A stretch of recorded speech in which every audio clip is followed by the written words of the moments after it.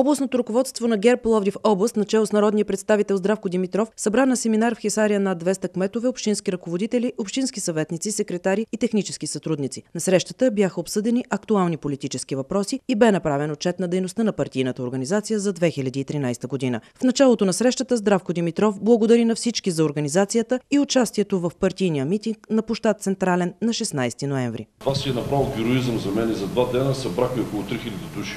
За пореден път нашата структура в ваше лице показахме, че сме единни, че може да работим когато искаме, когато си поставят ясни цели и задачи, вие ги изпълнявате. Семинарът в Хисаря беше уважен и от заместник-председателят на партията Цветан Цветанов. В началото той поднесе поздравите на лидера на партията Бойко Борисов и се извини от негово име, че не може да присъства на срещата. Това, което е изключително важно и това, което искам да подкрепя и днешното мероприятие, е, че в момента в цялата страна, в продължение на последните 2-3 месеца, всяка събота и неделя има подобни тимбилдинги, които се организират от всички структури в всички области в страната.